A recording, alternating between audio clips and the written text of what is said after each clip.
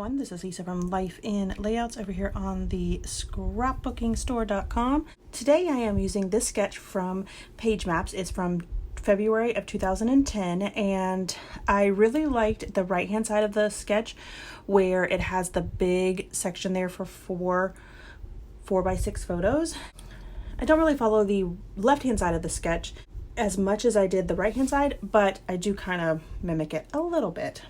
So I'm just going through this month's collection and seeing what works with these photos. These photos are of my friend's daughter, and I actually took these photos. I did photography for a little bit several years ago, and it just wasn't something that I was interested in.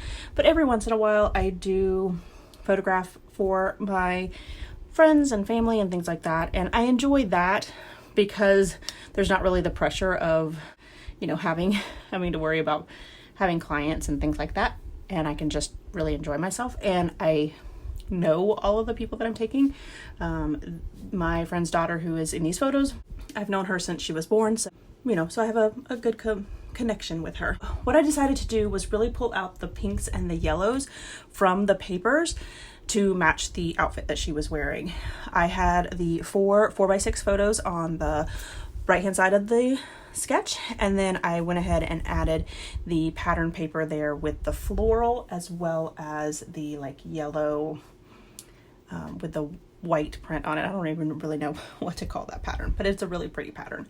I did go ahead and mount the photos on the left hand side with white cardstock. I did mount the 2 by 2 photos that I had at the bottom in one strip.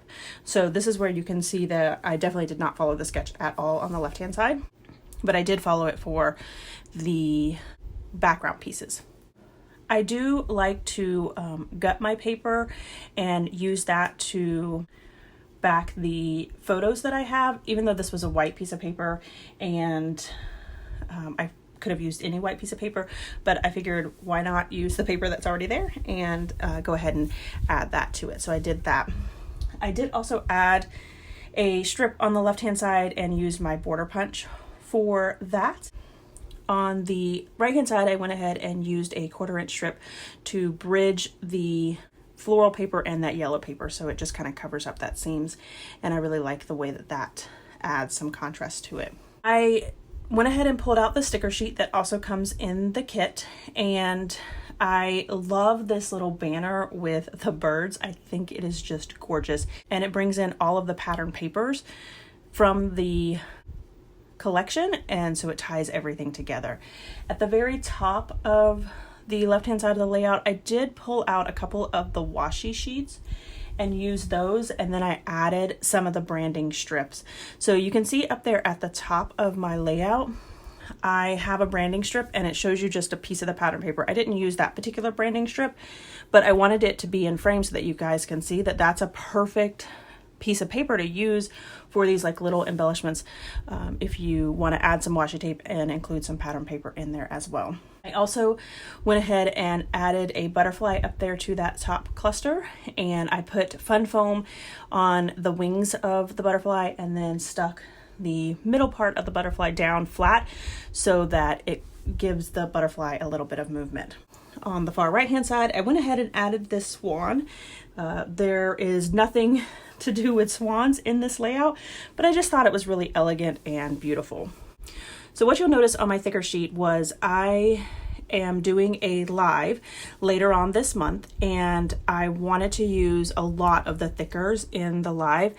So I went ahead and wrote out some of the words that I was going to use and crossed those out with a pen so that I made sure that I didn't use them on the layout that I did. So I had to find something that would work for this layout with the letters that I have left from the thickers. And what I really wanted to do was use up all of those little tiny words at the bottom of the sticker sheet. And so I took the I am from the sticker sheet and used the word beautiful in thickers, and then underneath it, it has all of the phrases that you could use to also describe this little girl, or really anybody that you're doing a layout with. So what I read this as I am beautiful and chasing dreams, living with a purpose, killing it, loving life, living the dream, capable and worthy.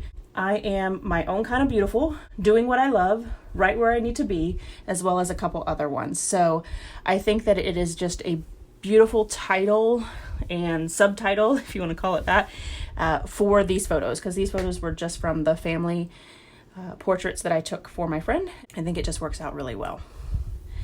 I do want to encourage you guys to go and check out the ScrapbookingStore.com's Facebook page, because there are so many inspiration layouts this month, and they are so beautiful because this Simple Stories collection is just gorgeous.